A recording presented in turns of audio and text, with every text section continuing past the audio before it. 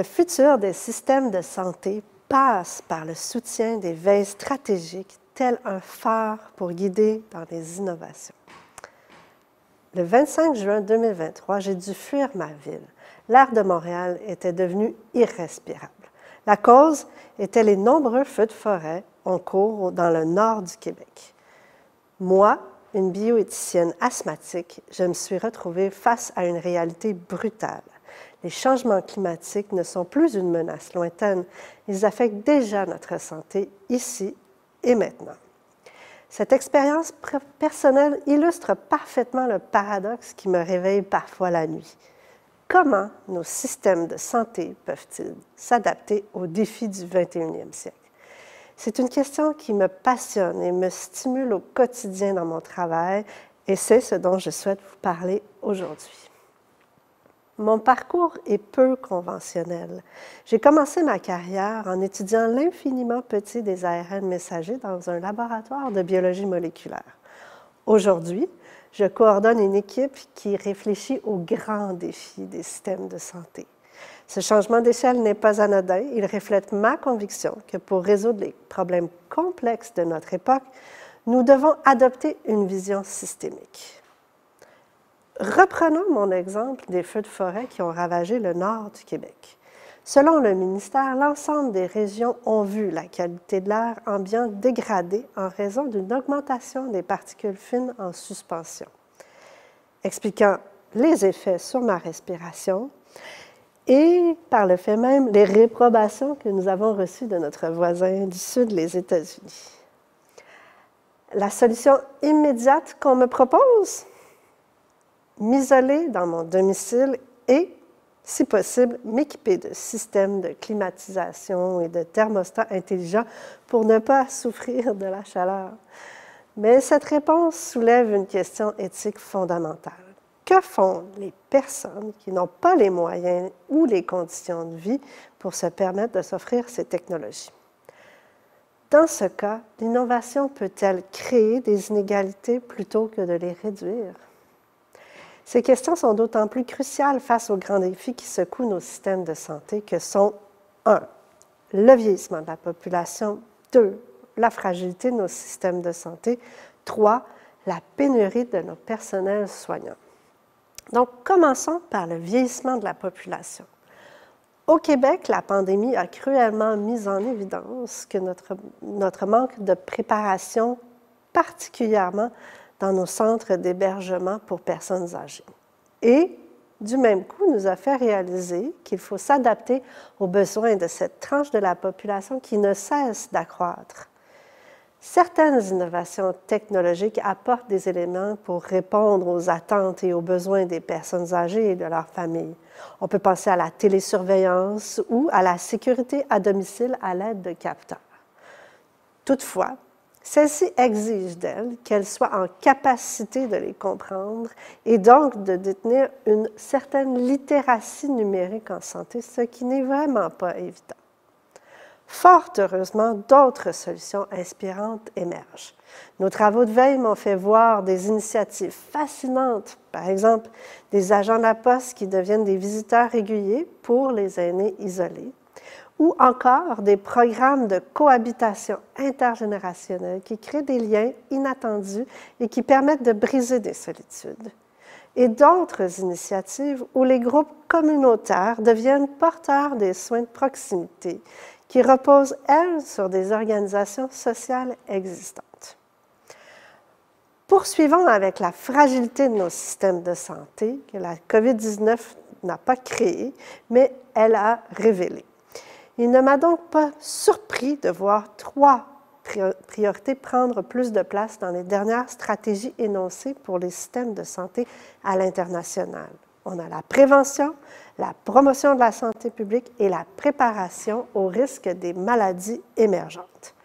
La pandémie nous a donc collectivement propulsés à repenser la prévention et renforcer la santé publique.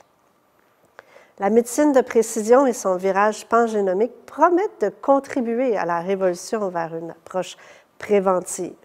Mais sommes-nous prêts à gérer les enjeux qu'elle soulève en matière d'accessibilité, de consentement et de données personnelles?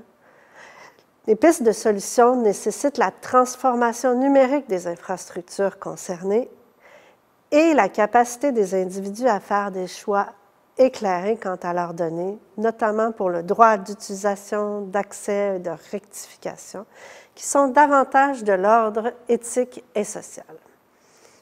Et enfin, la pénurie de personnel soignant qui sévit à travers le monde. Les technologies peuvent aider à diminuer les tâches qui sont effectuées par le personnel, mais elles ne remplaceront jamais la chaleur humaine d'un soignant. En réponse, nous sommes allés recruter du personnel soignant à l'international pour combler les besoins de nos systèmes de santé. La question se pose alors, avons-nous, par ce fait, reproduit les problèmes de disponibilité de professionnels de santé dans d'autres pays? Face à cette crise, on explore de plus en plus des solutions technologiques telles que la télésanté, l'utilisation des robots et les applications mobiles. Mais ces solutions, loin d'être universellement bénéfiques, posent elles aussi des questions. Prenons les applications mobiles. Elles promettent un soutien à la santé au bout des doigts, mais combien d'entre elles sont réellement fondées sur des preuves solides et développées par des experts du domaine? Cette profusion d'applications rend l'accès à l'aide en santé plus simple, mais cette facilité garantit-elle une valeur pour les utilisateurs? Plusieurs pays ont donc commencé à légiférer en offrant des recommandations ou en finançant uniquement les applications à haut potentiel de création de valeur. Parallèlement, d'autres approches innovantes investissent davantage dans l'humain, en renforçant les compétences du personnel et en favorisant les équipes multidisciplinaires. Celles-ci mettent en valeur la diversité des expertises pour une approche de soins plus intégrée et enrichie. En tant que bioéthicienne, je suis convaincue que l'innovation en santé doit se situer à la croisée des trois chemins, technologique, organisationnel et social. La technologie est essentielle, mais seule, elle ne suffira pas.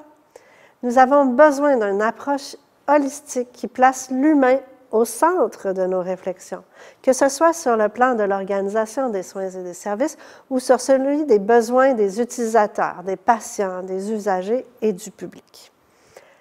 Dans mon équipe, nous explorons l'horizon comme un phare, cherchant des solutions innovantes à travers le monde.